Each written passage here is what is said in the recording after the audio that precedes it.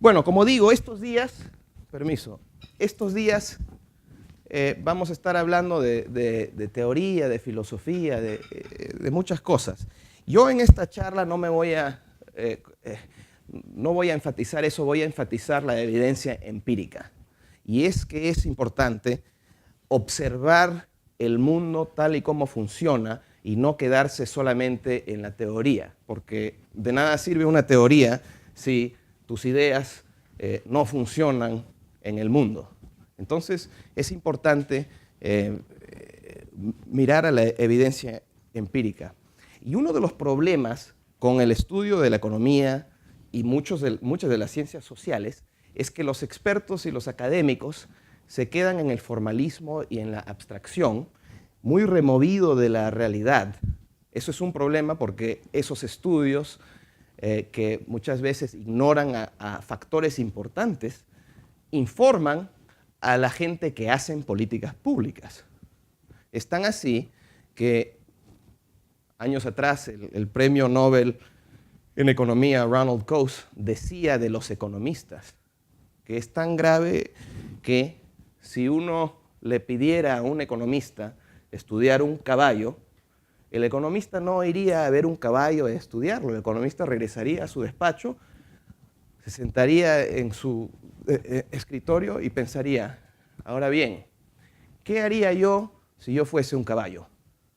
O sea, ese es justamente el problema con buena parte de la academia, y es por eso que hay que prestar atención a la evidencia empírica. El problema es, o ha sido todavía más grave, respecto al estudio de economías en desarrollo. ¿Ah? Como ustedes saben, hay toda una rama de economía que es lo que se llama Development Economics, el estudio de economías en desarrollo, que se creó después de la Segunda Guerra Mundial como una rama especial, con el pensamiento de que las economías funcionan diferente en los países en desarrollo. Bueno, entonces estos expertos empezaron a estudiar cosas como el nivel de ahorro que tiene un país o cuánto inversión puede poner los países ricos en los países pobres para así incrementar el crecimiento, sin prestar atención a cosas tan importantes como instituciones o las costumbres de los países o el régimen político o qué ocurre en el sector informal.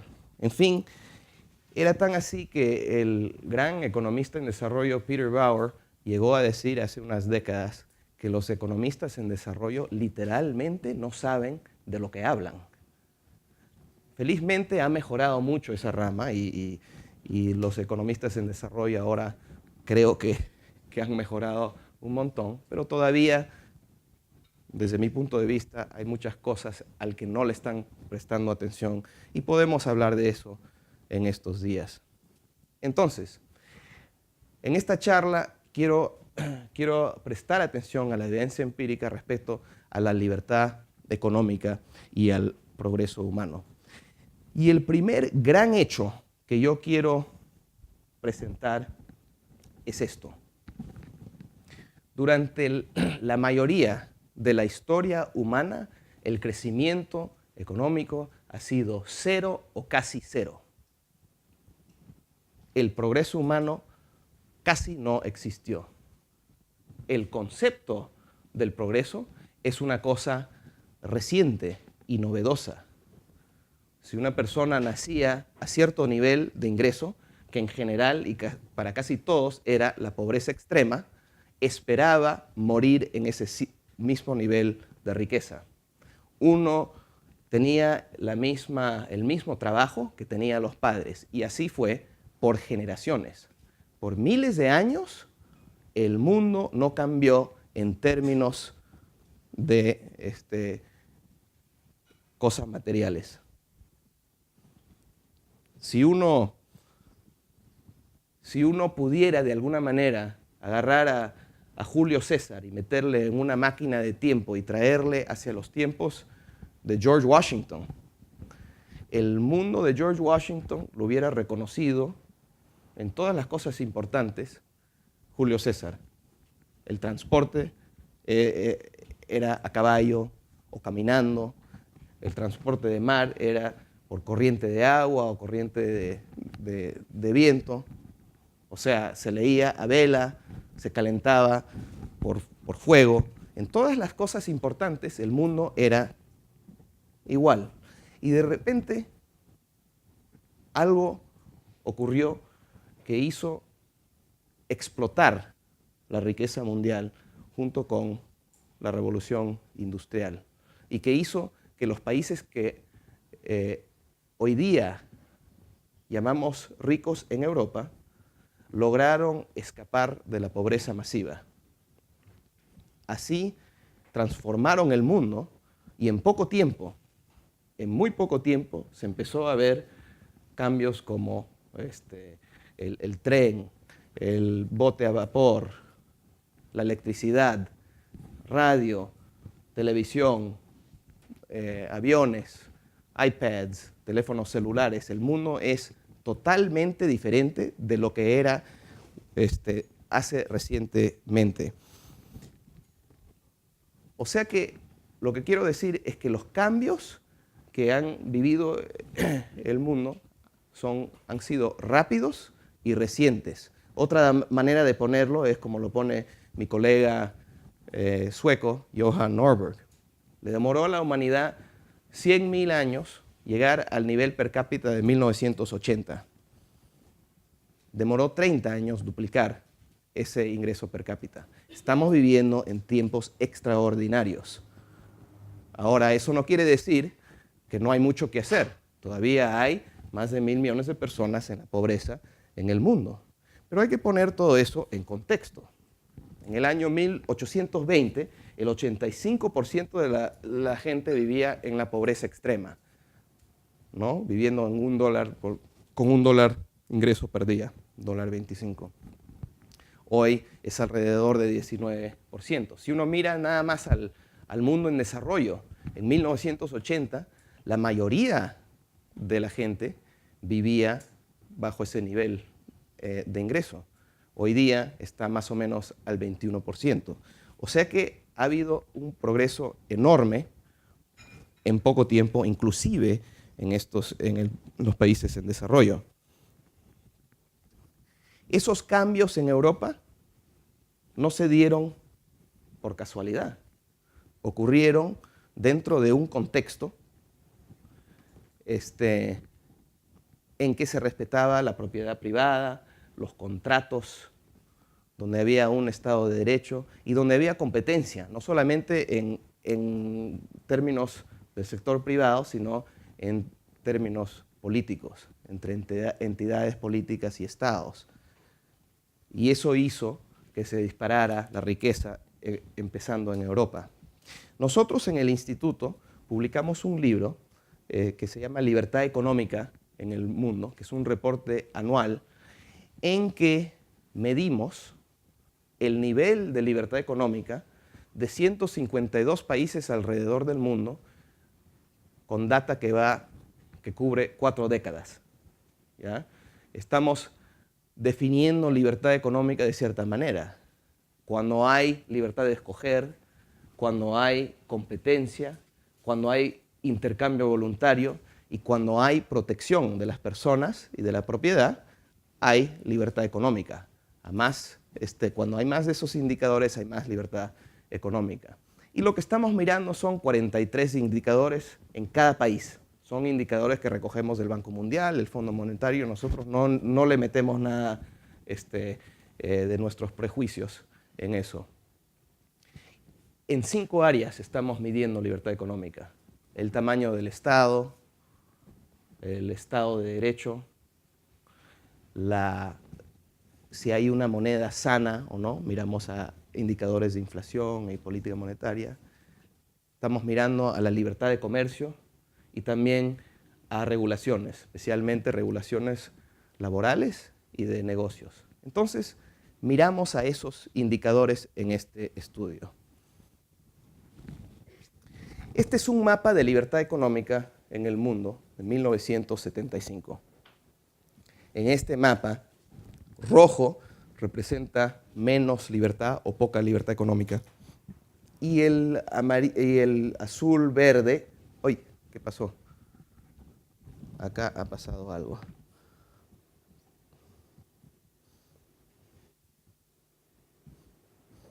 Alguien me saltó esto. Ya. Y el amarillo, ¿qué está pasando acá? Bueno, alguien está controlando esto, ¿ah? Bueno, como pueden ver, a ver si nos podemos controlar esto, por favor. Ya, no sé qué ha pasado. Yo iba a decir una cosa, que es, en este mapa el rojo representa menos libertad y el azul verde representa mayor libertad. Como podrían ver en el mapa anterior, si se pueden acordar, casi todo el mapa era rojo. Buena parte era gris, pero es porque no podíamos recoger la data para esos países. Pero si pudiéramos tener esa data, casi todo el mapa hubiera sido rojo.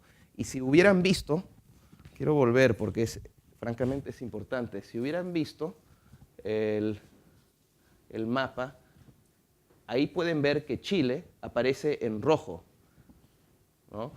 En ese año habíamos recogido data para 75 países y Chile, o 73 países, si no me equivoco, y Chile estaba en número 69 por ahí, ¿ya? A la par con Bangladesh. Bueno, quiero avanzar en el mundo para lo que ustedes ya vieron, que es qué ha ocurrido con la libertad económica en las siguientes décadas.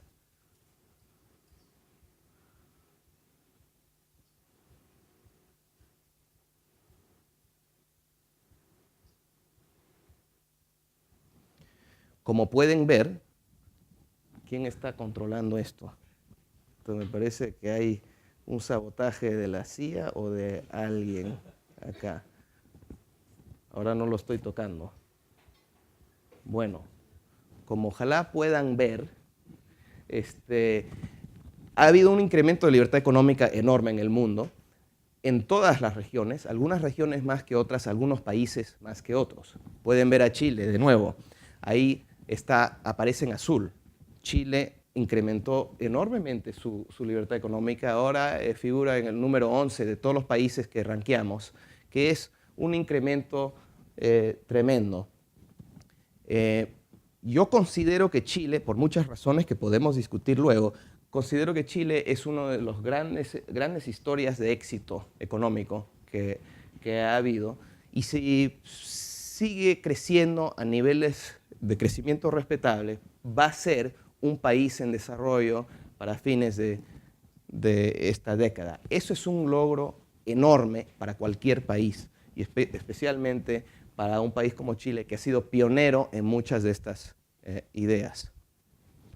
La pobreza, los pobres perciben mucho más en los países libres, hay mucho menos pobres en los países libres. Podemos hablar del analfabetismo. En los países libres, mucho más gente sabe leer y la brecha entre los hombres y las mujeres se cierra a más libertad económica. Podemos ver la relación entre libertad económica y corrupción, por ejemplo.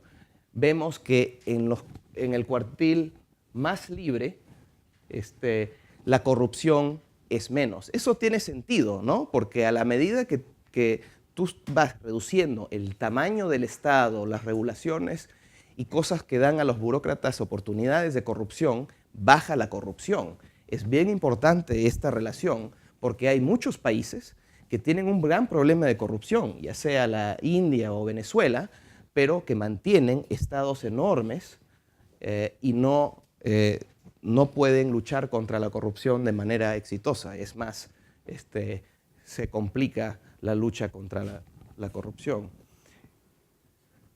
Hay una relación fuerte, y esto también es bien importante, entre la libertad económica y las otras libertades civiles y libertades políticas. A más libertad económica, más libertades de esos. ¿Por qué? Bueno, esto tiene sentido también. alguien ha dicho que el control de la economía es el control de la vida. Y hay mucha verdad en eso. O sea que a la medida que los gobiernos empiezan a liberalizar económicamente, empiezan a perder control sobre las vidas de sus ciudadanos, ¿no? La gente se vuelve más rica y se vuelve más independiente del Estado, se pueden organizar independientemente. Y es así que incrementan las libertades. También pueden organizarse políticamente para demandar esas libertades. Y vemos que eso ha sido un patrón alrededor del mundo. Unos años atrás, nosotros en el instituto publicamos un libro por un experto que miró a qué ha ocurrido con indicadores de bienestar humano alrededor del mundo en las últimas 3, 4, 5 décadas. Y él, en vez de mirar a ingreso per cápita, se enfocó en esos indicadores. Esta es una gráfica de ese gran libro que fue muy citado y muestra dos cosas. Bueno, en esta gráfica estamos hablando de expectativa de vida, específicamente. Muestra dos cosas. Una es que a la medida que los países se vuelven más ricos, hay más expectativa de vida. Eso era de esperar. Pero la segunda cosa que muestra es esto, que hay dos líneas, una roja y una amarilla. La amarilla representa toda la data que había de los países en 1977, la roja 25 años más tarde. Y lo que podemos entender de esto es que para un dado nivel de ingreso per cápita, hay mucho más años de expectativa de vida de lo que era el caso hace 25 años antes. O sea que en tan solo 25 años ha habido, sin incrementar el ingreso per cápita, varios años de nivel de vida que los países han podido comprar. Eso se llama progreso. Y es así que yo puedo mostrar varias gráficas sobre mortalidad infantil, sobre casi todos los indicadores que muestran esa relación. ¿Qué es lo que está pasando? Entonces, lo que está pasando es que la brecha, cuando uno mira ya no al ingreso per cápita, sino a casi cualquier indicador de bienestar humano, la brecha en términos de bienestar humano entre los países ricos y los países pobres se está cerrando de una manera rápida, mucho más rápida de lo que es el caso respecto a ingreso per cápita. O sea que hoy día los países pobres pueden comprar mucho más en términos de bienestar humano de lo que era el caso hace tan solo 30 años atrás. Esto es verdad también para los países que han hecho poco para incrementar su libertad económica, para hacer reformas. O sea, inclusive para los países más pobres, uno ve que han incrementado su bienestar humano. ¿Qué está ocurriendo? Se están beneficiando del capital, de las innovaciones, de las medicinas y de otras cosas, tecnologías que se inventan en los países libres. Y eso confirma lo que dijo el premio Nobel Friedrich Hayek hace 50 años atrás, que la libertad no solamente beneficia a los libres, beneficia a todos de alguna manera. Puedo mostrar esa relación, como digo, con un montón de diferentes indicadores. Esta es mortalidad infantil, donde ha habido un gran progreso. Esto es acceso a agua potable. Como pueden ver, cuando un país llega a un nivel de ingreso per cápita como a $10,000, los problemas del subdesarrollo empiezan a desaparecerse. Ya estos países empiezan a preocuparse por problemas de países más ricos. Bueno, yo ahora quisiera hacer un pequeño tour general, un poquito superficial, alrededor del mundo, acerca de qué es lo que está ocurriendo con respecto a libertad económica. Este es un mapa de libertad económica en China. Ahí podemos ver claramente que dentro de China hay una gran variación de libertad económica China tiene provincias que son súper reprimidas y tiene provincias que son súper libres en términos de libertad económica. Hay tanta variación en términos de libertad económica dentro de China como la hay en el mundo. O sea, en realidad pensar en China es pensar en muchos países. ¿Qué quiere decir esto?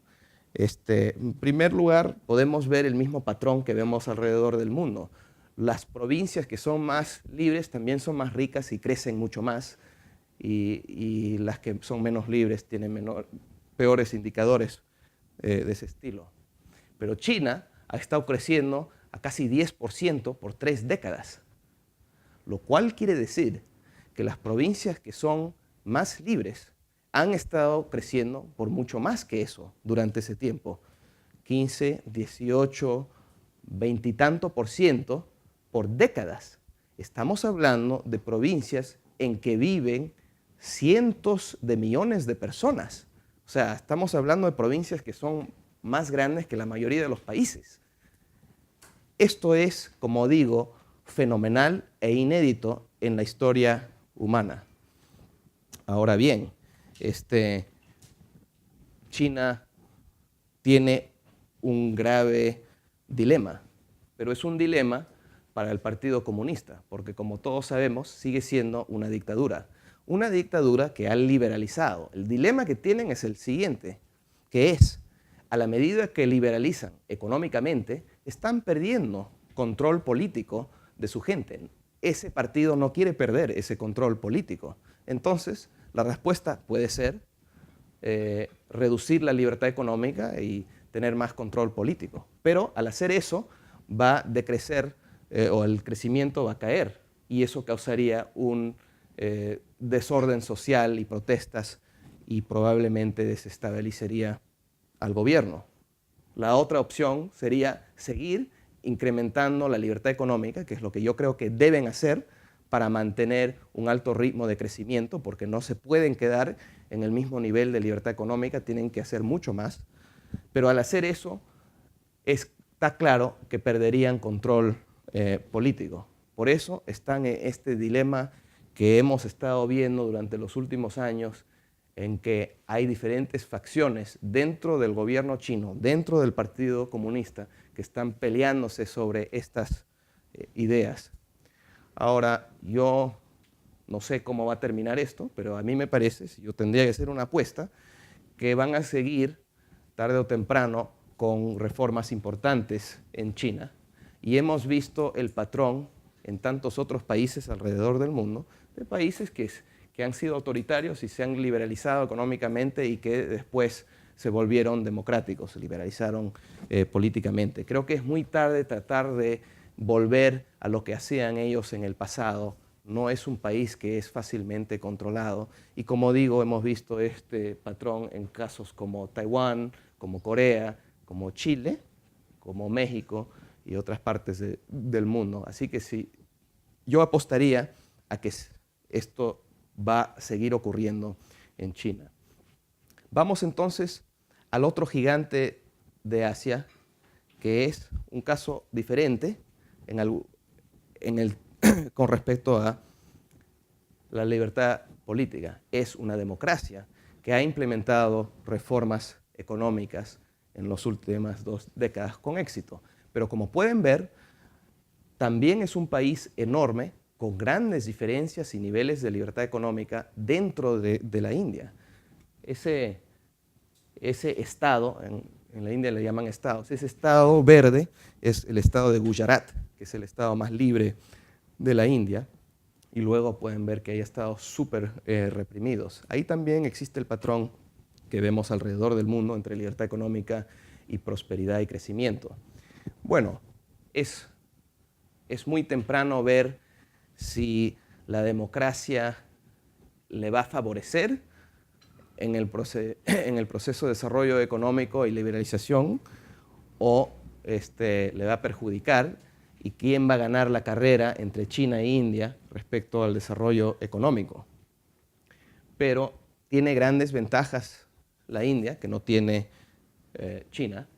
Una de ellas es que tienen instituciones, como es la democracia, como es algunas instituciones del Estado de Derecho, que le dan cierta legitimidad al gobierno indio, tienen libertades civiles que le dan legitimidad al gobierno indio que no tienen el gobierno chino, hablan inglés, en fin, hay algunos economistas muy destacados, liberales, que dicen que la India tiene todas las ventajas y que va a llegar una crisis en China en que el modelo que tienen no es sostenible.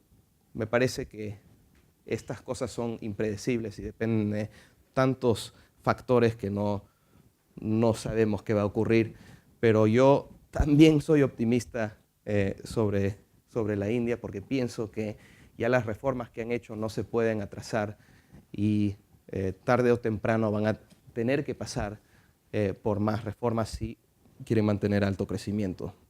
Bueno, vamos entonces a otra parte del mundo que yo considero un caso exitoso de reformas liberales en el campo económico como en el político. Y estoy hablando de Europa Central. Europa Central lo considero como una región exitosa de nuestras ideas. Es una región que, como digo, con el colapso del comunismo, hizo estas dos reformas con éxito.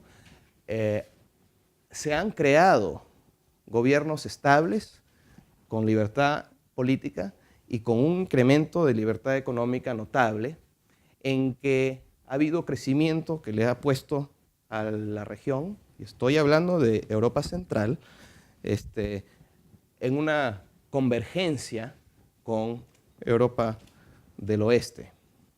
Una cosa que existe en Europa es que, y quizás no se puede ver muy fuerte en este mapa, es que a la medida que uno va del oeste al este, se empieza a perder cada vez más libertad económica.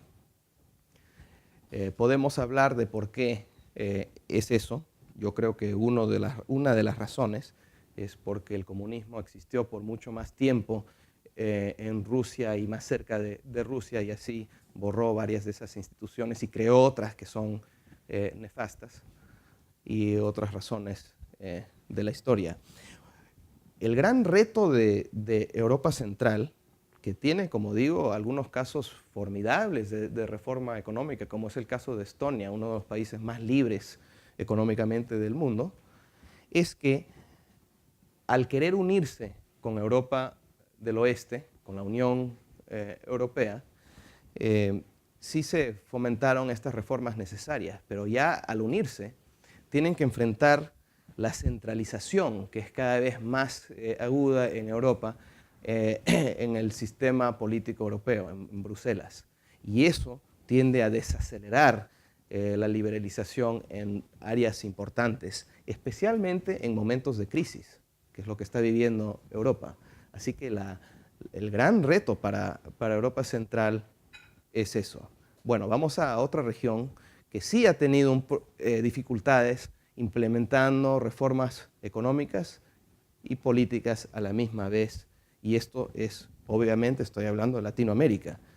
Para entender eso, es importante tener una idea de qué es lo que ha ocurrido en Latinoamérica durante las últimas 3 décadas. Y voy a ser muy breve y general. En los años 80 hubo la transición a la democracia de regímenes militares. Sin embargo, la democracia fue acompañada por políticas económicas que eran entre las peores que existían en el mundo. O sea, muy poca libertad económica y, como ustedes todos saben, hubo una crisis de deuda que explotó en los años 80, al principio de los años 80, que no fue resuelto con más liberalización inicialmente, sino con todo tipo de políticas que eran no ortodoxas y que agudizaron la crisis. Por lo tanto, hubo toda una década perdida, como se llama, hasta que, para finales de los 80 y principios de los 90, sí finalmente se implementaron reformas liberales importantes,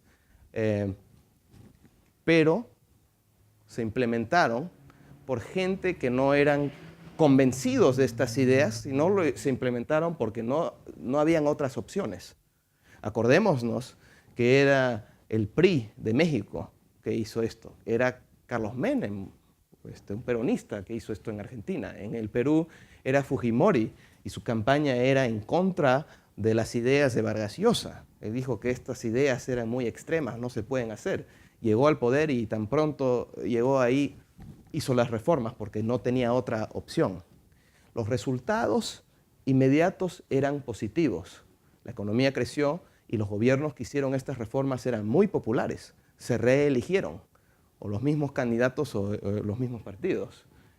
El problema es que cuando tú tienes alto crecimiento y estás liderado por gente que no cree en estas ideas, no siguen haciendo las reformas. Latinoamérica se quedó a mitad de camino y el mismo crecimiento desaceleró las reformas, tal punto que los beneficios de las reformas empezaron a caer en los años 90.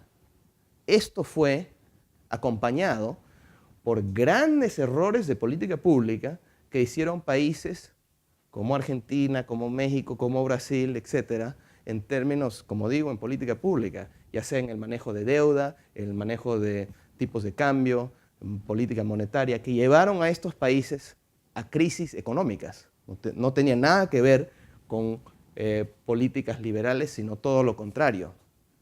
Lo cual produjo, al final de la década, una década con pobres resultados en términos de crecimiento económico. El crecimiento económico de los 90, la gran década de las reformas, era 1,5% per cápita. ¿Cuál es el resultado de eso? Dio la oportunidad para todo tipo de políticos de izquierda y populistas a surgir. Y por eso surgen estos populistas y tienes una región muy dividida entre los populistas y los que tienen otra visión de Latinoamérica, una visión más moderna que promueven democracia de mercado. Y podemos ver esa división muy claramente en este mapa, ¿no? La mayoría de los países en el Pacífico, hasta México, con algunas excepciones, son países que han optado por la democracia de mercado, tienen tratados de libre comercio con Estados Unidos y ustedes conocen los casos populistas muy bien que se ven ahí, Bolivia, Venezuela, Argentina. Bueno, por eso se dio ese debate ideológico tan intenso en los primeros 10 años de este siglo. Yo creo que el atractivo del populismo ya se ha disminuido enormemente. Quizás si son ustedes de Argentina o de otras partes no estarán de acuerdo, pero me parece que el momento fuerte del modelo venezolano pasó hace años y todo el mundo se está dando cuenta de qué desastre que es ese modelo en Venezuela. Así que me parece que los que abogamos por la democracia de mercado tenemos un argumento basado en la evidencia empírica, basado en la realidad, mucho más fuerte hoy que lo que era el caso tan solo hace 2 años, tan solo hace 5 años. Y es una de las razones por la cual soy optimista de la región. Los argentinos han estado sufriendo bajo el populismo de los Kirchner por muchos años y yo por muchos años he dicho esto no es sostenible y ya son más de 10 años que estoy diciendo esto. Creo que todos nosotros hemos estado diciendo la misma cosa, pero ahora creo que sí, ya no es sostenible. Yo creo que ya para el año que viene van a tener su gran crisis y en ese momento la gente va a estar viendo cuáles son las opciones y van a mirar a países más exitosos que tienen otro modelo. Quiero enseñar esta gráfica de Argentina. Nada más para mostrar que también en Latinoamérica, dentro de los países, hay una variedad en términos de libertad económica. Acá pueden ver esa diversidad. Ya. Quiero terminar el tour con África. No voy a dejar de mencionar África. Y lo que quiero mostrar acá nada más es que también en África el tema de la libertad económica funciona. Hay mucha gente que dice, bueno, eso son ideas bonitas que en algunos casos sí pueden ser aplicables, pero África es diferente. No es verdad. Podemos ver, por ejemplo, que ese país que está en rojo acá, este es el más rojo de África y uno del más rojo del mundo, es Zimbabue. Está pegadito a Botsuana. Botsuana es uno de los casos exitosos de África. La libertad económica sí funciona en África también. Zimbabue es un país que a finales de los 90 y principios de este siglo empezó a confiscar la propiedad privada de los granjeros grandes, que eran blancos, y de esa manera empezó una violación sistemática de la propiedad privada que colapsó completamente su economía y produjo una de las más altas hiperinflaciones de toda la historia. Creo que es el número 2 en toda la historia. Y esa es la mejor manera de destruir no solamente tu economía, sino tu sociedad. Y es por esas razones que sistemáticamente el régimen, que era un régimen democrático, se convirtió en uno autoritario y empezó sistemáticamente a eliminar las libertades económicas. Bueno, ahora quiero mirar a la evolución de la libertad económica en Latinoamérica, especialmente comparándolo con el resto del mundo y especialmente con los países más libres.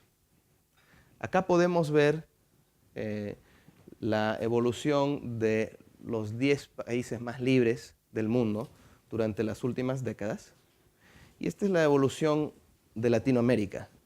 Como podemos ver, Latinoamérica ha mejorado notablemente y no hay ninguna duda que la región está mucho mejor de lo que era en el año 85 o en el año 90.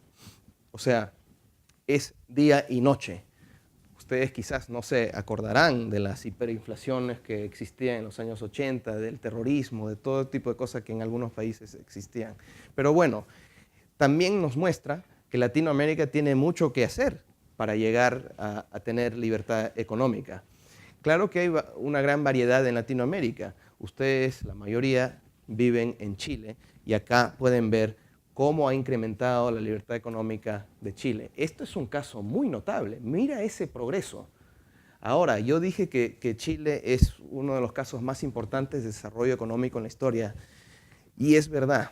Me gusta destacar Chile por varias razones. Una de ellas es que es, desde mi punto de vista, un país pionero porque es el primer país reformista que yo conozco que hizo reformas con vista de los reformistas de crear deliberadamente un mercado libre, o sea, un sistema capitalista y una sociedad libre. O sea, no estaban haciendo, como hicieron algunos países asiáticos durante ese tiempo y un poco antes, reformas para ajustar a un aspecto de su economía.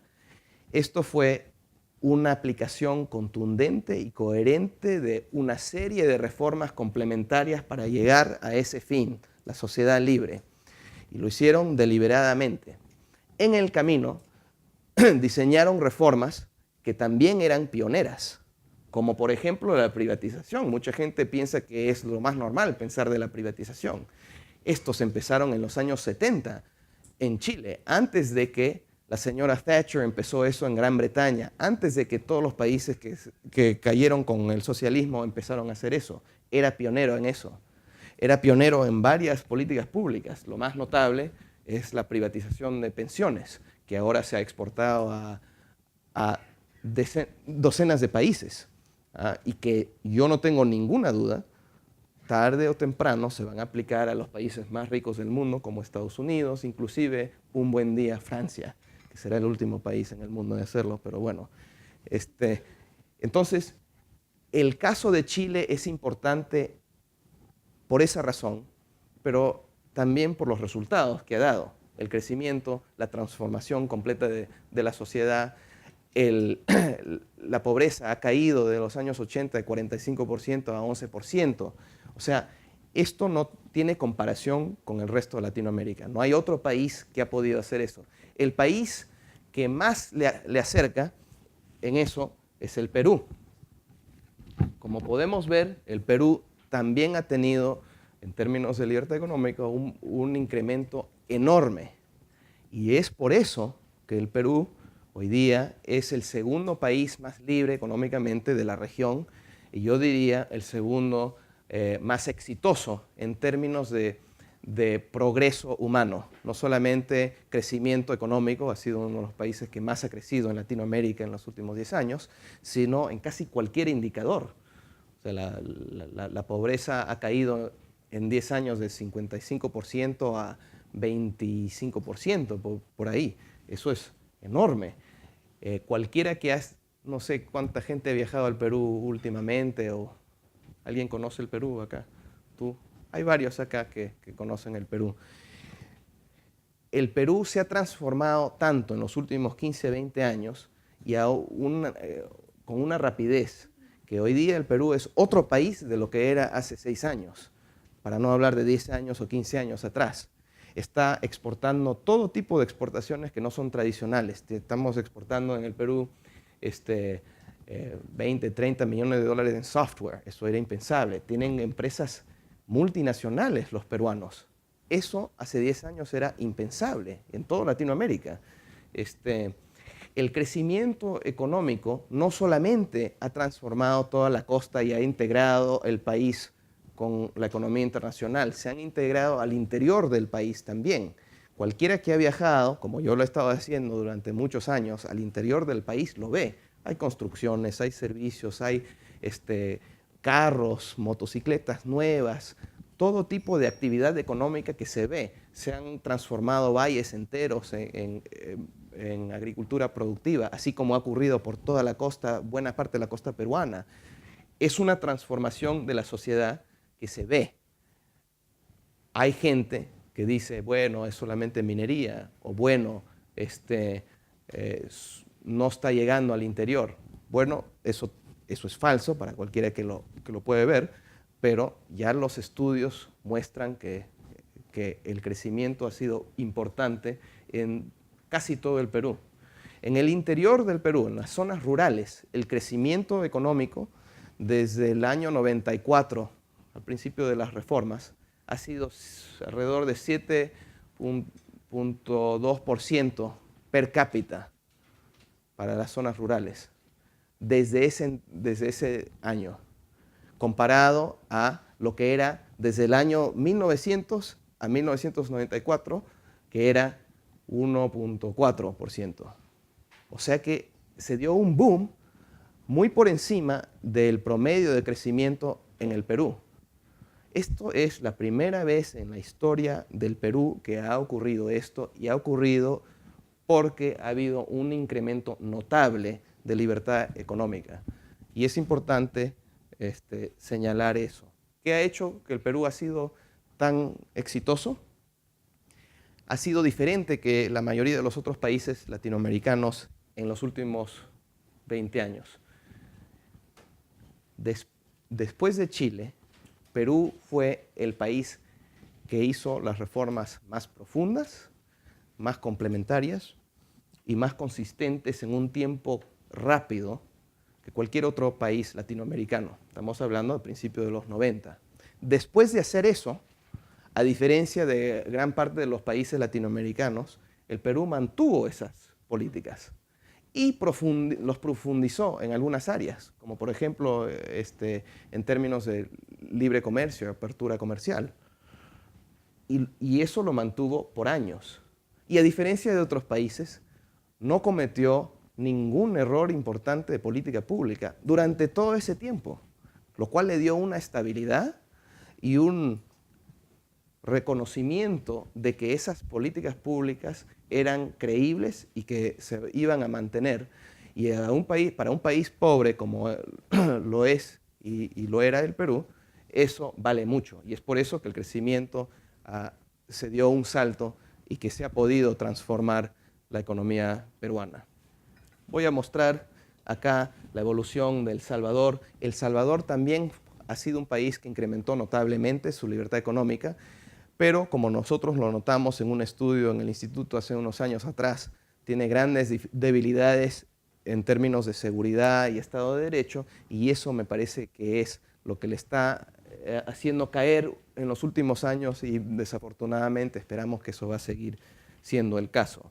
Bueno, no todos los países latinoamericanos siguen ese patrón de mejoras. Como podemos ver acá, Argentina es un país que empezó los años 90 con importantes reformas y los acompañó con grandes errores que siguen haciendo hoy en día, y pueden ver cómo ha bajado Argentina. Como no voy a mencionar Venezuela, acá pueden ver que Venezuela es el país menos libre de Latinoamérica. No estamos midiendo Cuba porque los datos no son confiables. Estoy seguro que Cuba es menos libre que Venezuela, pero bueno, no tenemos datos. Ahora, lo que podemos decir de Venezuela, mirando esto, es que en realidad lo que ha ocurrido en los últimos 10 o 13 años en Venezuela durante el chavismo es básicamente una continuación de lo que estaba ocurriendo en Venezuela por largo tiempo, por décadas, que es una caída, una tendencia de largo plazo de caída de libertad económica. Y me parece que Hugo Chávez fue el producto de esa caída, y que lo que él hizo es continuar lo que estaba ocurriendo, pero a un paso mucho más acelerado. Bueno, lo que quiero decir con todo esto es que las ideas importan y los modelos que los países escogen importan un montón para los resultados que te traen. Y quizás eso se puede ver más notablemente en los países de la región que han aplicado esos modelos más contundentemente. Ya he mencionado Chile varias veces, pero lo menciono otra vez simplemente para mostrar qué es el resultado de un conjunto de ideas. Acá pueden ver cómo se ha disparado el ingreso per cápita de Chile una vez que se empezaron a implementar las reformas de libertad económica en el país. Podemos ver al Perú también, como digo, el país que más ha aplicado libertad económica después de Chile. Y acá tenemos un caso semejante, que es un periodo de tiempo en que se aplicaron ideas socialistas que llevaron al país a la crisis, que terminó ese periodo en el año 1990. Ustedes se acordarán que el presidente Alan García fue presidente por primera vez desde el 85 al año 90 y fue un verdadero desastre. Atrasó el Perú por 30 años en términos de ingreso per cápita. Y eso solamente empezó a cambiar cuando se aplicaron otras ideas completamente opuestas a lo que estaba haciendo Alan García, tan exitosas que cuando él volvió unos años atrás, los mantuvo. Y eso también hizo creíble el sistema y el modelo económico que ha tenido el Perú. Si un Alan García va a regresar al poder y mantener esas políticas, es una buena señal para cualquiera que vive ahí o el extranjero que quiere invertir ahí. Si un Humala puede hacerlo, mejor noticia todavía.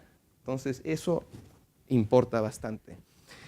Uno de los fenómenos más importantes que ha ocurrido en Latinoamérica durante estas últimas décadas es el surgimiento de la clase media, y eso tiene implicancias importantes políticas y sociales.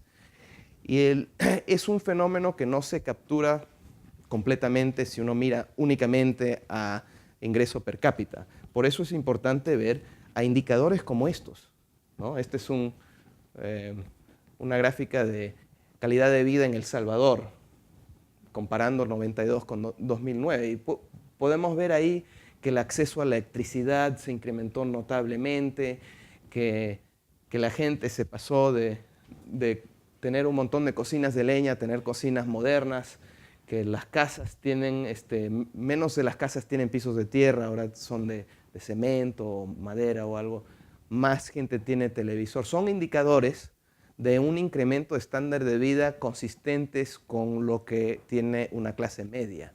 Y ese fenómeno se está dando alrededor de Latinoamérica. Podemos ver a México. Este es un estudio por un par de economistas en México muy destacados. Y los cambios son notables en drenaje, en energía eléctrica, en agua entubada. O sea que en México es tan así que se puede decir que México ya es un país de clase media, ¿ah? Y que se ha convertido en un país de clase media en los últimos 20 o 30 años máximo. Todo esto quiere decir que la desigualdad en la región ha caído, la desigualdad en toda la región ha caído. En este caso estamos viendo a ingreso económico, pero y este es el Perú.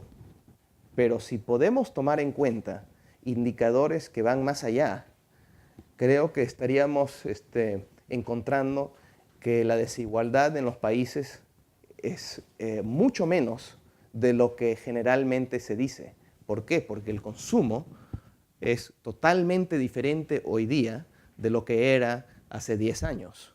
Y eso no se captura fácilmente con estos números de ingreso. Pero inclusive los números de ingreso indican que la desigualdad está cayendo. Yo creo que la desigualdad en Latinoamérica es un problema por razones políticas, porque crea oportunidades para todo tipo de políticos e instituciones de hacer políticas que no son consistentes con la libertad económica y con incrementar las oportunidades de la gente.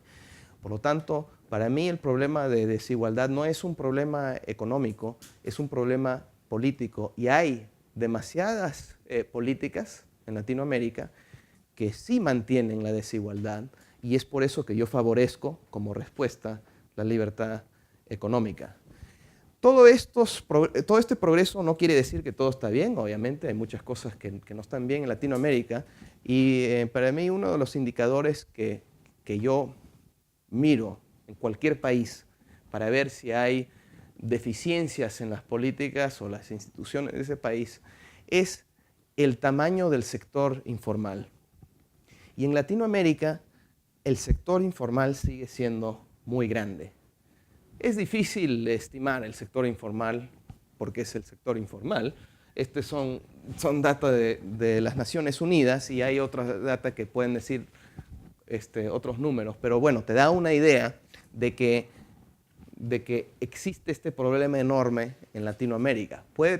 Y yo creo que es un problema porque muestra que para un importante porcentaje de la gente, las políticas formales y las instituciones formales no están conformes con la manera en que viven. O sea que es muy costoso para la gente respetar las políticas, las reglas, las regulaciones del Estado o del sector formal. Puede tener varias causas: altos impuestos, falta de títulos o de alguna seguridad en la propiedad privada, mucha burocracia, altas regulaciones. Yo creo que probablemente la mayor causa en Latinoamérica por esto tiene que ver con la rigidez del mercado laboral. O sea que Latinoamérica es una de las regiones más rígidas en el mundo respecto a el sector laboral. Quiere decir que es muy costoso emplear a un trabajador. Por lo tanto, la gente se va al sector informal. Las regulaciones y las leyes y las instituciones tienen costo y la gente tiene que vivir. Y si es prohibitivamente muy costoso respetar una ley, bueno, la gente hace lo que tienen que hacer en el sector informal para sobrevivir. Y es que la rigidez del mercado laboral en Latinoamérica es súper alta, y si yo tuviera que hacer una sola reforma en Latinoamérica, sería esta: una reforma laboral para flexibilizar todo eso, y veríamos, yo creo, una gran cantidad de gente que se iría al sector formal y que por eso incrementarían su productividad, porque en el sector informal la productividad es muy baja. Tú no eres formal y por lo tanto tienes dificultades de crecer, no puedes tomar créditos, no puedes planear a largo plazo, tu propiedad no está segura, tienes que pedir préstamos de tu tío, tu primo, oye, te pago en un par de meses. No puedes pedir un seguro. Hay todo tipo de limitaciones y es por eso que la gente trabaja bien duro, pero su productividad es baja en el sector informal. O sea que al formalizar a la gente, tú no solamente estás formalizándolos, estás incrementando su productividad y eso sería un gran golpe a favor del crecimiento y el bienestar de la gente. Bueno, hay todo tipo de otras regulaciones que son bien pesadas en Latinoamérica. Para empezar un negocio requiere un gran número de procedimientos, mucho más que cualquier otra región en el mundo. Para registrar una propiedad, tener propiedad privada y titularla, requiere mucho más procedimientos en Latinoamérica que en cualquier otra región del mundo. Y la carga tributaria, que es otra de las grandes causas por la informalidad, es altísima en Latinoamérica, compara solamente con África subsahariana, que es un poco peor. Yo quiero terminar por decir un comentario acerca de Estados Unidos, porque es el país más importante en la economía global y cualquier cosa que ocurra en Estados Unidos tiene un impacto por toda Latinoamérica. Y es acerca de la caída de la libertad económica en Estados Unidos. Hemos notado una caída enorme de libertad económica en Estados Unidos desde el año 2000. Y es una tendencia que se ha estado dando y que empezó con el presidente Bush y que se ha acelerado con el presidente Obama. Estados Unidos por décadas era número 2 o número 3 consistentemente en nuestro índice de libertad económica que empieza en el año 70. Y de repente empezó a caer y caer y caer y está en el número 17 hoy día. Ahora países como Canadá, como Nueva Zelanda y como Chile son más libres económicamente que Estados Unidos. Esto es súper importante, no solamente porque Estados Unidos es el país más grande y con mayor peso en el mundo, que es la economía más importante del mundo y por lo tanto tiene impacto, sino también porque en la práctica quiere decir, basado en los estudios académicos que se han hecho, que una caída de este puntaje se traduce en reducir el crecimiento de largo plazo por la mitad. Estados Unidos por décadas ha estado creciendo a 3%. Si Estados Unidos no reversa esta tendencia, si no vuelve a incrementar su libertad económica, podemos esperar que el crecimiento de largo plazo de Estados Unidos va a ser 1.5%. Esta es una diferencia enorme. No parece serlo, 1.5% no parece, pero para cualquier país es enorme, para un país rico es especialmente grande. Hace unos años el profesor Robert Barro de Harvard hizo un ejercicio mental en que dijo, mira, el crecimiento económico per cápita de Estados Unidos de 1870 a 1990 era de 1.5%.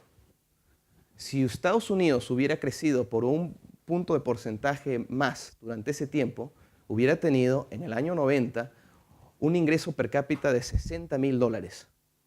Si hubiera crecido por un punto de porcentaje menos, hubiera estado a un nivel de ingreso per cápita de México, exactamente comparado a México. Aparentemente pequeñas diferencias en crecimiento económico pueden tener impactos enormes en resultados de ingreso y de bienestar de vida, especialmente a largo plazo.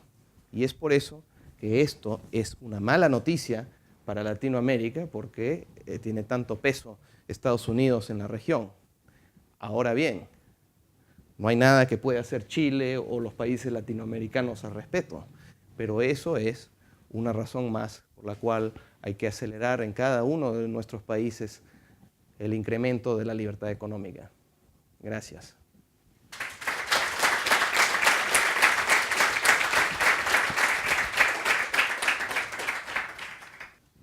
Mi nombre es Dominique Selman, yo soy de República Dominicana.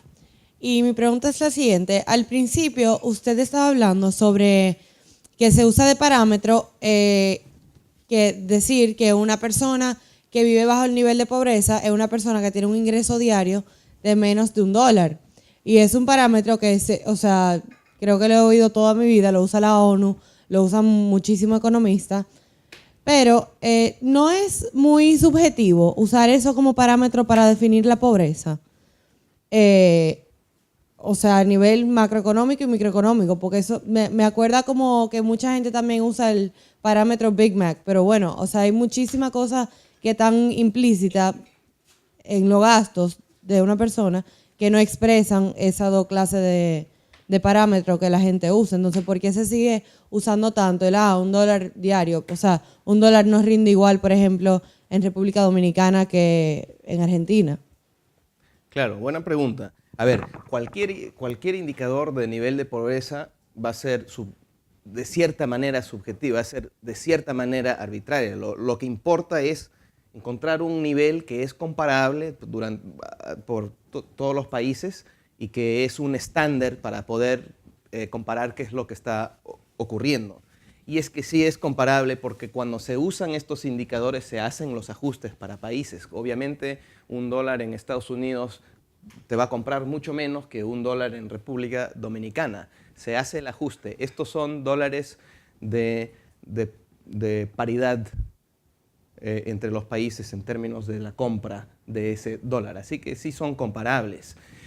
Hay gente que prefiere usar el indicador de $2 por día, lo cual también es legítimo. Y si uno mira esos indicadores, también ha habido una caída. Ahora, si tú usas el nivel de pobreza que usa Estados Unidos, no vas a ver eso porque la mayoría de la gente en el mundo vive debajo del nivel de pobreza de Estados Unidos. O sea que no tendría sentido usar eso. Estoy seguro que en 20 años se va a usar otro estándar porque la gente va a estar muy por encima. Pero es que se está usando un indicador para poder medir lo que está ocurriendo en el mundo. Es lo mismo con la clase media. No hay una definición de la clase media, francamente. Hay gente que dice que cualquiera que gana más de $10 por día está en la clase media. Hay gente que dice, no, tú tienes que mirar a los quintiles y esto. O sea, no hay una definición en términos de ingreso o compra.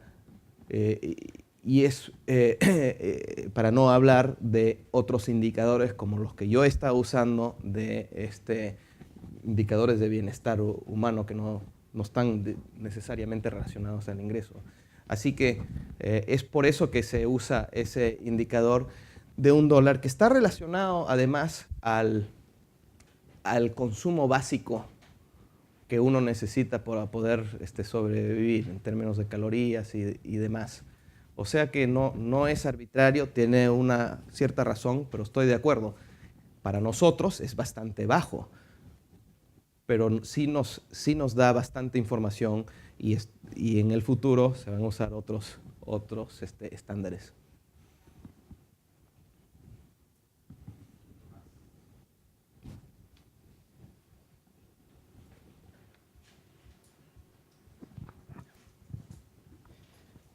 Hola, buenas tardes. Soy Omar Prado, de Chile. En la última parte de su exposición habla precisamente que uno de los grandes problemas que tiene Latinoamérica es la rigidez laboral. Sí. En este sentido, la pregunta es, ¿a qué se refiere respecto específicamente sobre la flexibilización laboral? ¿Cuáles son los tópicos a los que usted le echaría mano? Vale decir, por ejemplo, las indemnizaciones por año de servicio, las causales de despido, el sueldo mínimo vital, etc. ¿Qué ajustes específicamente o tópicos en general podría darnos para poder saber a qué se refiere con la flexibilización laboral? Son todas esas cosas, son muchas cosas y en cada país es diferente, ¿no? Pero podemos hablar, sí, podemos hablar de qué tan difícil es, por ejemplo, despedir a una persona, ¿no? En muchos países es muy costoso despedir a alguien. Tan así que si tú despides a alguien, puedes estar en la corte como empleador por años, eso te va a costar enormemente, puedes terminar teniendo que pagarle al empleado años y años, o meses y meses, o lo que sea, de salario, y eso es bien costoso. En los países desarrollados no existe eso, existe de una manera mucho más minimizada, ¿no? Entonces yo iría en esa dirección. Cuando tú haces costoso despedir a las personas, la gente no te va a emplear en el sector formal, ¿no? Cuando tú tienes regulaciones que dice todos los empleados van a tener un mes y medio de vacaciones o lo que sea, ese es un costo, ¿no? Algunos empleados quizás pueden negociar eso, pero algunos quizás es muy costoso eso, y es por eso que se les emplea en el sector informal y no se les da ese beneficio porque es muy costoso. Y es así que yo miraría en diferentes países los diferentes indicadores que elevan el costo laboral. El salario mínimo es uno de esos, ¿no? El salario mínimo, dependiendo a dónde se fija, generalmente crea desempleo o empleo en el sector informal. Porque hay mucha gente que cuando tú les empleas no tienen, no tienen alta productividad porque no son bien educadas, no están bien educadas, no han desarrollado el talento para ese trabajo todavía. Hay una incertidumbre si lo van a hacer, algunos sí. Muchos empiezan a un nivel de ingreso de salario bien bajo y después de un rato el empleador nota que sí sabe lo que hace y se lo eleva por encima, ¿no? Pero si tú desde el principio pones este nivel de salario mínimo, no se va a emplear esta gente porque a lo mejor no tienen la productividad para poder justificar esto. Y entonces o se van en el sector informal o el empleador empieza a invertir en capital en vez de trabajadores. Todo lo cual baja las oportunidades para los trabajadores. Y todo esto es bien estudiado en la literatura de las regulaciones de trabajo. ¿Sí? ¿Atrás?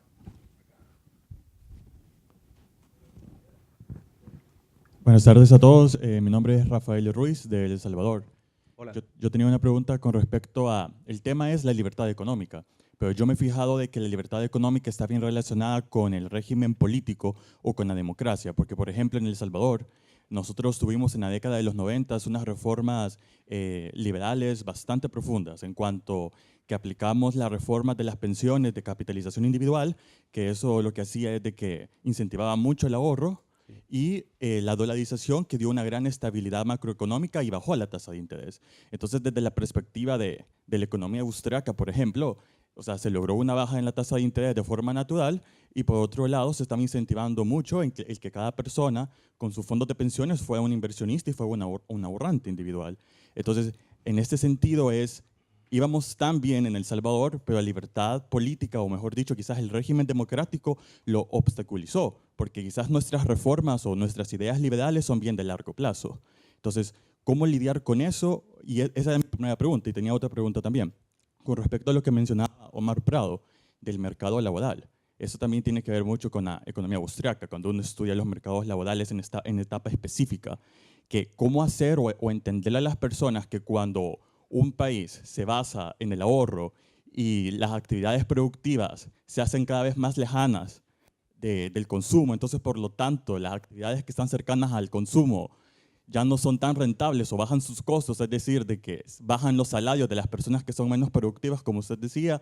¿Cómo hacemos para hacerle entender a la sociedad de que realmente está como ese costo social, que las personas menos capacitadas se van a ver afectadas? Bueno, son muy buenas preguntas y la verdad es que bajo cualquier sistema político, ya sea autoritario o democrático, tú tienes que convencer a los que son afectados, a los intereses, porque siempre hay intereses especiales, que la reforma es de alguna manera buena y hay que hacerla. En algunos casos les dices, oye, esto te va a beneficiar a ti, en otros casos tú te vas a la gente al que les va a beneficiar y de esa manera puedes influir al que toma las decisiones. Es verdad que muchas democracias terminan perjudicando a la libertad económica. Ese es un riesgo, pero también es verdad que muchos regímenes autoritarios hacen lo mismo. Entonces, no es que hay una respuesta fácil. Yo creo que para hacer reformas tenemos que tener dos cosas en cuenta. Sabemos, no es un misterio, cuáles son las reformas que se tienen que hacer para llevar a un país al crecimiento y la prosperidad. No es un misterio en realidad. Hay alguna gente que no está convencida, pero digamos, sabemos que la hiperinflación es mala, si ya seas boliviano o alemán. Sabemos que tienes que abrir los mercados. Ahora, hay más o menos una receta para eso. A lo que no hay una receta es cómo hacerlo, porque cómo hacerlo va a corresponder a las realidades de cada país, su historia, su régimen político, cualquier particularidad de quién está en el poder en el Congreso, si es una democracia, si hay un poder dividido, si hay muchos grupos étnicos o si es homogénea la sociedad. Hay muchos factores. Si hay un grupo de interés que está bloqueando una reforma, bueno, va a ser más difícil hacer esa primera, haz las otras. O sea, tú me estás en realidad preguntando cómo hacer las reformas y por qué a veces no pueden avanzar. No hay una sola respuesta para eso, inclusive bajo democracia versus autoritarismo. A mí me parece que a nosotros nos corresponde convencer a la gente de que este modelo, estas políticas son mejores. A mí me parece que tenemos que estar alertos siempre a oportunidades para reformar, porque si tenemos razón y si sabemos que X política es mala y no funciona, dependiendo de qué tan mala es, puede llevar a ese sector o a ese país o a esa economía a una crisis. Y es que para nosotros muchas veces podemos estar diciendo lo que consideramos una verdad obvia y podemos ver que los países y los gobiernos están llevando a los países en otra dirección y sentimos que estamos perdiendo el tiempo, que que estamos gastando el tiempo de todos, ¿no? Pero no es así, porque uno de los momentos en que podemos tener mucha influencia es justamente cuando el esquema que criticamos empieza a caer. Y es en ese momento que gente busca alternativas, busca críticas, busca quién ha estado documentando esas críticas y quién tiene las mejores respuestas en ese momento, ¿no? Entonces, entiendo más o menos la frustración detrás de tu pregunta, pero recuerda siempre que tu trabajo es convencer a la gente y documentar lo que tú crees, porque puede haber algún momento en que sí vas a tener mucho más influencia de lo que sientes que tienes en ese momento en que estás haciendo ese trabajo, ¿no? Entonces, esa es una manera de contestar tu pregunta.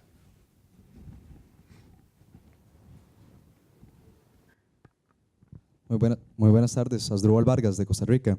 Hola. Me pareció muy interesante el tema de la clase media y cómo el crecimiento del capitalismo y cómo sociedades que han venido aumentando en libertad económica, eso se traduce en reducción de pobreza y también el incremento de la clase media en nuestros países. Tal vez mi pregunta era dirigida hacia la otra cara de la moneda, que en este caso sería aquellos países que mantienen estable su ritmo de crecimiento o mantienen estables sus condiciones, por así decirlo, en algunos casos de libertad económica, y que es algo que está pasando un poco en Costa Rica, que si bien es cierto, por ejemplo, en los 80 teníamos indicadores que en algunos casos eran por arriba de los de Chile, cuando los comparamos con lo que estábamos haciendo después de los 90 y en el 2000, son indicadores que se mantienen muy estables y algunos vienen en caída.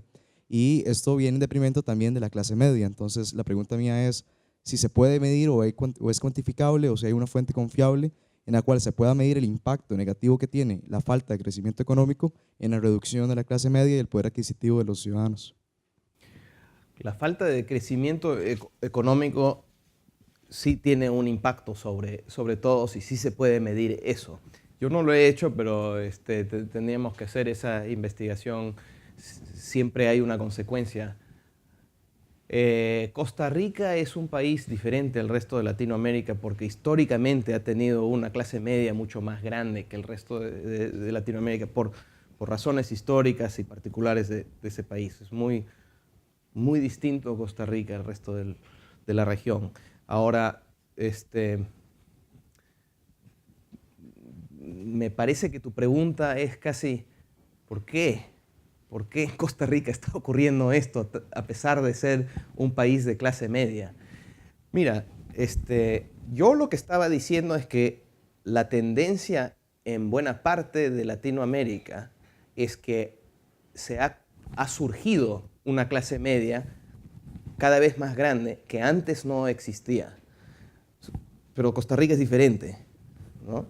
En tu caso, tú estás diciendo que la clase media está cayendo. Yo no sé, también depende de cómo mides la clase media y eso. Yo en realidad no he estudiado eso y a lo mejor hay un estudio al respecto. Lo que sí se puede decir es que si hay crecimiento más bajo, bueno, los beneficios van a ser menores de la alternativa de crecimiento más alto. Eso es casi obvio. Ahora, Juan Carlos Hidalgo, que es costarricense, de hecho, está haciendo un estudio para el instituto ahora en que ha mirado una cosa muy, quizás, única de Costa Rica, que es durante los últimos, ¿cuántos años de crecimiento? ¿Ah?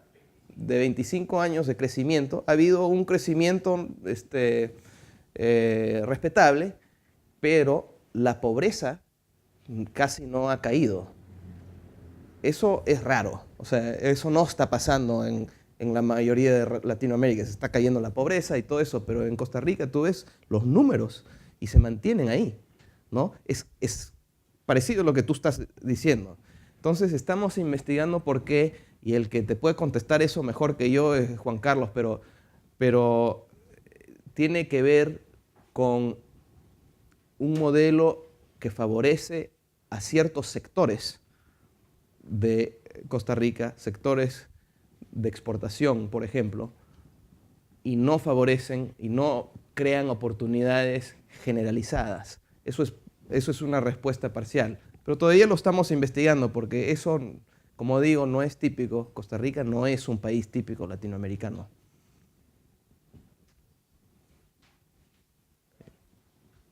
Ah, ahí, hola. Sí. ¿Dónde estás? Ah, ya. ¿De qué parte de Bolivia eres? De Santa Cruz. Allá. En uno de sus volúmenes, recuerdo a Nietzsche cuando manifestaba, Estado recibe por nombre el más frío de los monstruos, es frío inclusive hasta cuando miente, y esta es la principal mentira que se desliza de su boca. Yo, el Estado, soy el pueblo, manifestaba. ¿Por qué hago la introducción? Porque a nivel económico, en el manejo de la economía, se hace un balance un poquito más técnico, que quizás nosotros que estamos acá no manejamos de manera exacta quienes no nos dedicamos a la economía, mucho menos lo va a hacer la población en general. Entonces, cuando se trata de cifras que no vienen de instituciones académicas, como en este caso, sino que son manejadas por institutos del mismo estado, del mismo país, se maneja y se miente a través del manejo de la economía, porque la gente, si no es en su bolsillo y de una manera crítica, no lo va a notar. Pueden darle una carretera a una población y va a pensar que están mejor. Pueden darle un hospital o un barrio y van a pensar que están mejor. Entonces, mi pregunta es la siguiente: ¿cómo contemplar y cómo lidiar con el manejo de la real situación económica dentro de un país? ¿Cómo dirigirla hacia la población en general para no caer inclusive en una realidad orwelliana en la que se esté mintiendo a la gente acerca de su situación? Esa es una pregunta muy buena y muy práctica para quienes tratamos de promover nuestras ideas. Mira, yo creo que en Latinoamérica existe algo que existe en todo el mundo, pero quizás de una manera más aguda, que es lo siguiente. Los latinoamericanos tienen sentimientos encontrados con respecto a qué es lo que creen que sería una buena política pública. Porque a cualquier latinoamericano, si tú le preguntas, oye, ¿tú crees que si a este político le damos 10 millones de dólares para hacer esta obra, sería buena idea, lo va a gastar bien, la obra va a terminar siendo una buena obra y vale la pena? Todos te van a decir, no, hombre, ¿de qué estás hablando? Para nada. Le preguntas a la misma persona, oye, ¿no te parece que al Estado le corresponde cuidar a esta gente? Sí, claro, eso sí se justifica. La misma persona es la misma pregunta. ¿Cuál es la diferencia? Una es una pregunta abstracta. El Estado beneficia a la gente por no sé qué servicio. Eso es lo que hacen los populistas. Otra es apelar a la experiencia directa y práctica y el sentido común de la gente. Y esa es, para mí, la manera de comunicarse liberal. O sea, tú tienes que apelar al sentido común de las personas. Y en Latinoamérica me parece que esa es una de las mejores maneras para hacer entender por qué esta política es mejor o peor que la otra.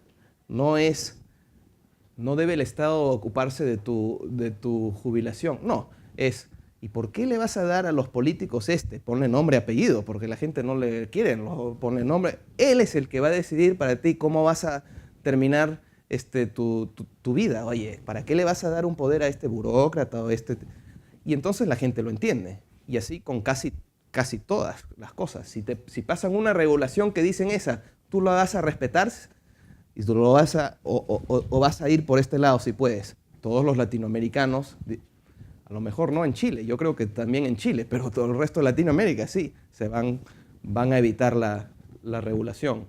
O sea que me parece que esa es una de las maneras para enfrentar ese problema. Sí, Hola. Rodrigo Díaz de Paraguay. Buenas tardes. Hola. Quiero preguntarte con respecto al último gráfico que nos muestra la disminución de libertad económica en Estados Unidos. Sí. ¿Cuáles serían las causas que provocaron esa disminución en la libertad económica, ya que Estados Unidos es un país con tradición capitalista? Ya.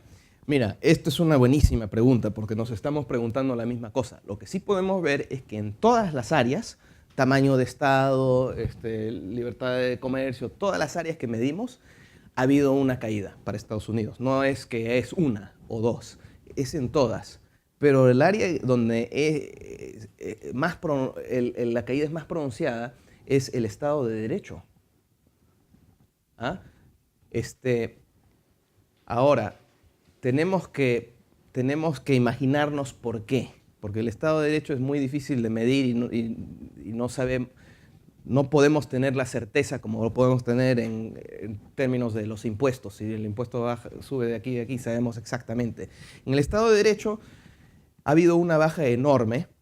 El único país que ha tenido el mismo tamaño de baja ha sido Venezuela. ¿Ya? Esto es importante. ¿Por qué? Pensamos que tiene muchas causas. Una es las guerras contra el terrorismo, que en Estados Unidos han debilitado ciertos derechos que la gente siente que han tenido y que se han empezado a violar derechos civiles. Eso debilita el Estado de Derecho. También han habido intervenciones por parte del Estado a raíz de la crisis económica que son violaciones al Estado de Derecho, como fue el caso, por ejemplo, de cuando el gobierno rescató a la industria de automóviles. Y ahora yo no estoy hablando, en realidad no es correcto decir la industria, era 2 compañías, porque la industria estuvo bien, otras compañías no tenían ningún problema. ¿Qué hicieron? Intervinieron ahí y violaron los contratos de los acreedores de esas empresas. Y podían hacerlo porque a la misma vez estaba el gobierno dando plata a algunos de los otros acreedores. Pusieron una presión enorme política para poder hacer eso, pero una violación total. Esa es la primera vez en Estados Unidos que ha ocurrido una cosa así de tanta escala. También han habido nuevas regulaciones financieras que se han puesto, que crean una incertidumbre grande.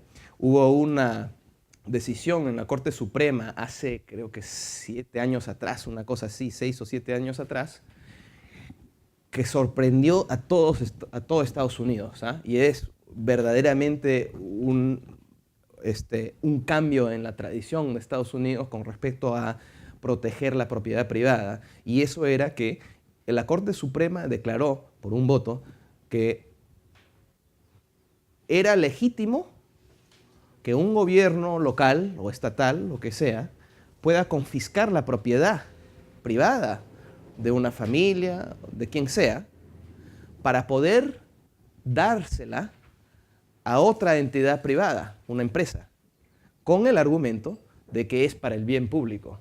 Antes, cuando se hacía eso, era para una definición de bien público, que era necesitamos poner una carretera acá, perdona, te pagamos esto y ya está.